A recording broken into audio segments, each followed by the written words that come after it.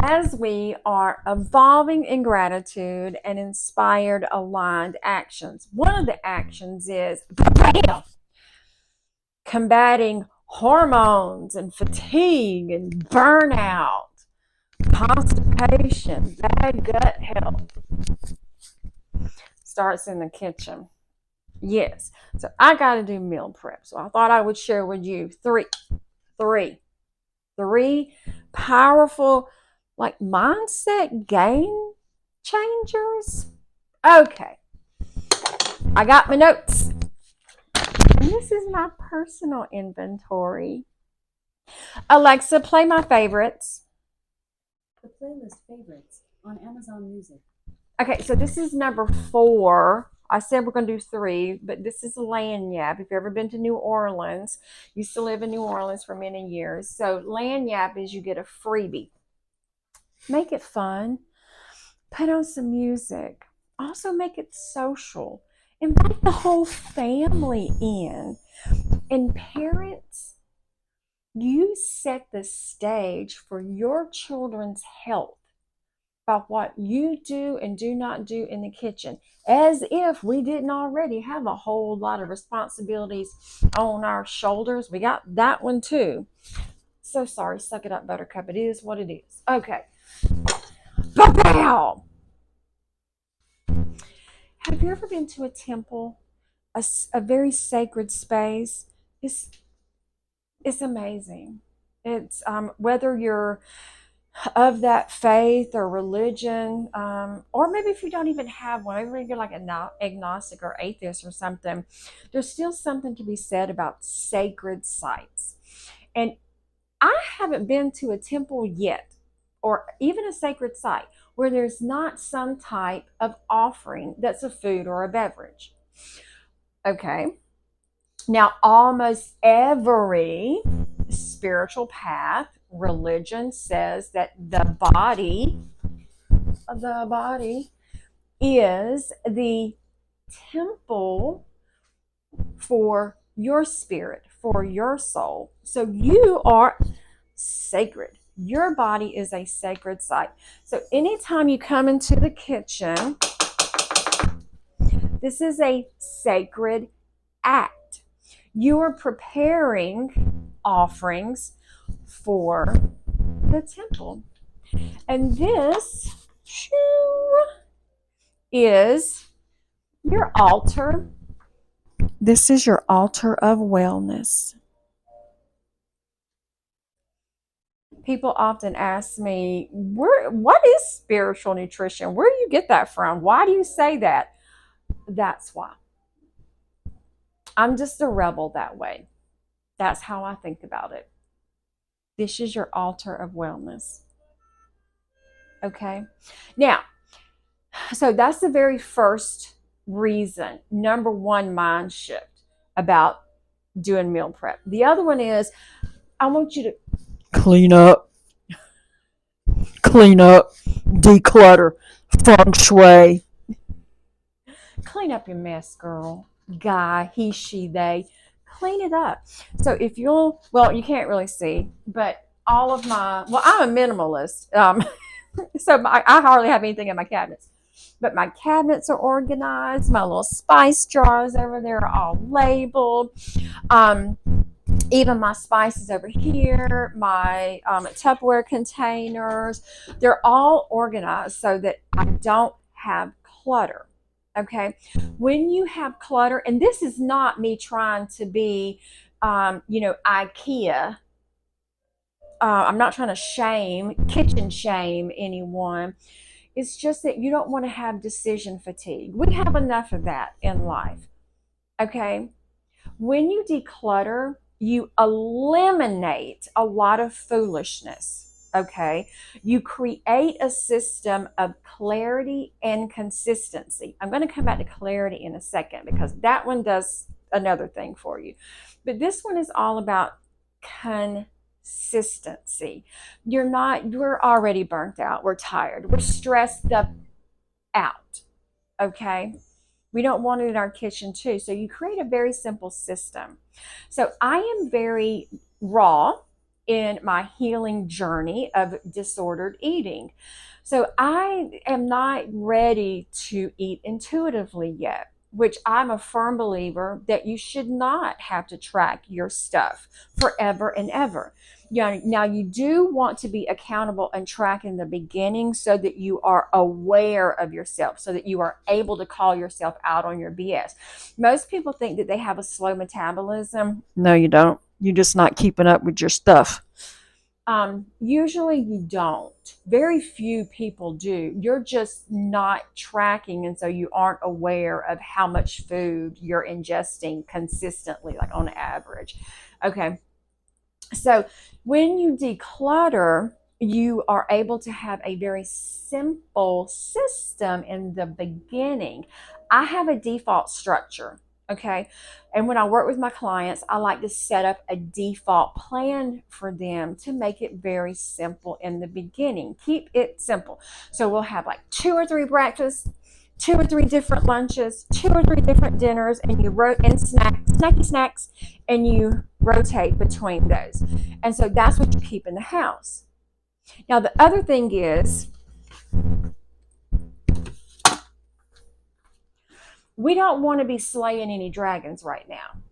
In the beginning, can you see that? In the beginning, it's best to avoid the dragons in the beginning. Okay. Oh, I love this song. Oh, it's a wonderful life. Oh my God. Alexa, stop playing.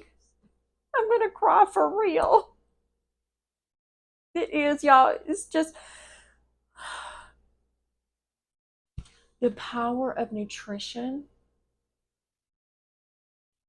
the power of your body, the power of strength and honesty and radical action will freaking change your life. Okay, I had a moment there. Okay, let me get back on track. Okay, we're not going to be slaying any dragons right now. In the beginning, it's best to avoid them. So don't even have in the house any triggers. Don't. In the beginning. In the beginning. I don't think that there is any food relationship coach or food therapist that will say that you should always avoid those things. No, we want to be confrontational, but not in the beginning. Okay, so avoid the dragons. Don't have anything in the house that's going to set you off. Create a barrier of entry. Make it hard for you to sabotage. Okay, keep them away, and have your family help you. Okay, so keep everything really, really simple. Declutter. Now I'm going to tell on myself. I'm going to tell myself something happened today. I did not do my meal prep yesterday. No, I didn't. Now, even though I have a default structure that I've had for years now, I know what I'm supposed to be eating. Like, I know my macros, I know my food by heart.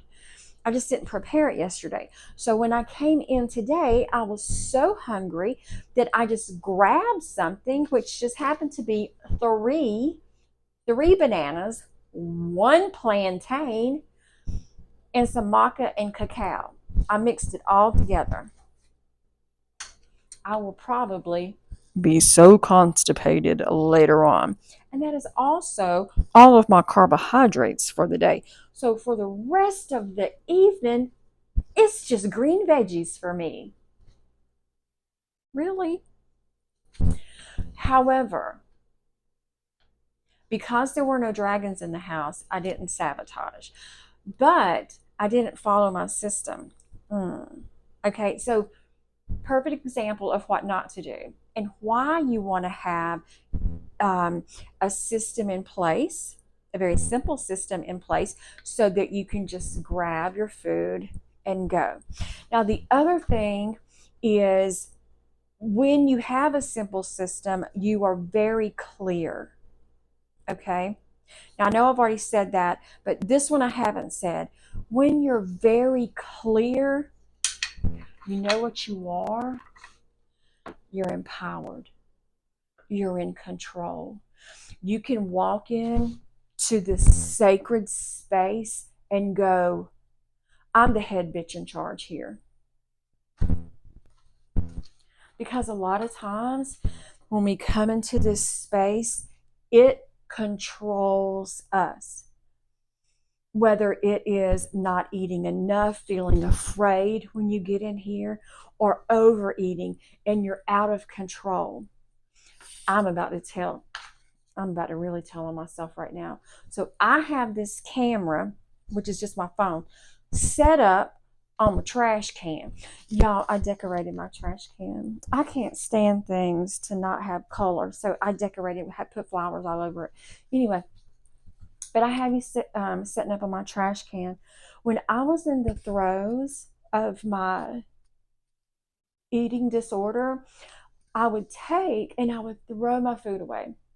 I would go and get these cookies and crackers and chips and stuff, and I would eat like part of them. I'd be like, no, I can't have this. It's too much. And I would throw it in the trash can. And then I would come back a couple of hours later and I would eat out of the trash can. I would sit on the floor and I would eat out of the trash can. A true story. True story. So I know what it's like for this space right here to own you. But when you have a system and you create a space that is sacred between you and spirit, then you are the one that's in control. You are. So you have power. All right, loves.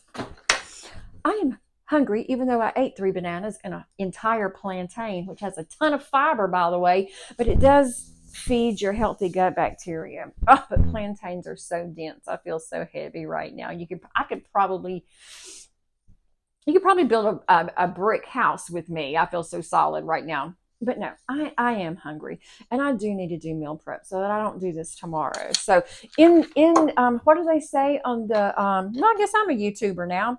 Down in the description, down there, I'm gonna put I'm gonna put a prayer. I'm gonna put a prayer for you, so that this is sacred. That your very body, no matter where you are in your journey, your very body is sacred. It's a temple. It's a freaking temple, man. I'm going to put you a prayer there. I'm also going to put you a link to a gratitude journal that I made quite some time ago.